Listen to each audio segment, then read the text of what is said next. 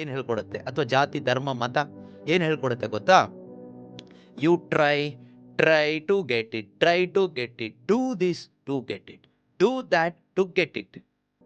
You keep on doing, they are making money, you are losing all the energy, wasting time.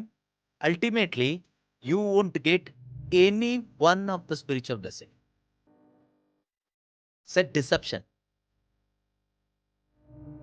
But the Bible says you don't have to try to get it. You have to believe in Christ Jesus to get it. Because Christ has already paid the price of it.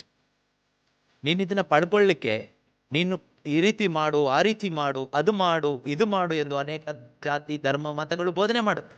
ನಾವು ಪ್ರಯತ್ನ ಪಟ್ಟು ಸೋತೋಗಿ ಮೂಲೆ ಗುಂಪಾಗ್ಬಿಡ್ತೀವಿ.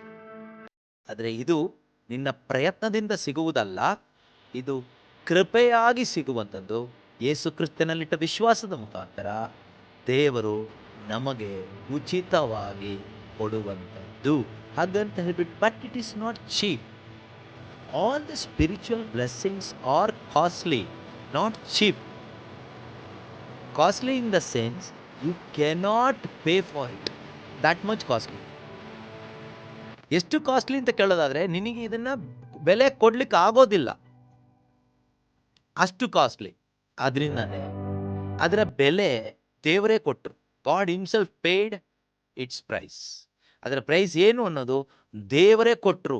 ಅದು ಯೇಸುವಿನ ರಕ್ತವನ್ನೇ ಯೇಸು ಸ್ವಾಮಿ ಕೊಟ್ಟು ಈ ಆಧ್ಯಾತ್ಮಿಕ ಆಶೀರ್ವಾದಗಳನ್ನ ನಮಗೋಸ್ಕರ ಅವರು ರಿಸರ್ವ್ ಮಾಡಿ ಹೆವೆನ್ಲಿ ಪ್ಲೇಸಲ್ಲಿ ಇಟ್ಟರು. ಕೆಳಗಡೆ ಇಟ್ಬಿಟ್ರೆ ಯಾರಾದರೂ ಕರಿಸ್ಮ್ಯಾಟಿಕ್ ಅವರು ಕದ್ಕೊಂಡು ಹೋಗ್ತಾರೆ, ರಿಲಿಜಿಯಸ್ ಪೀಪಲ್ ಕಳ್ತನ ಮಾಡ್ಕೊಂಡು ಹೋಗ್ತಾರೆ ಅಂತ ಹೇಳ್ಬಿಟ್ಟು ದೇವರೇನು ಮಾಡಿದ್ರು, he placed it in heavenly places. ಅಲ್ಲಿಗೆ ಹೋಗ್ಲಿಕ್ಕೆ ಒಂದೇ ಒಂದು ಏಣಿನ ಇಟ್ಟರು, ಜೀಸಸ್ ಕ್ರೈಸ್ಟ್.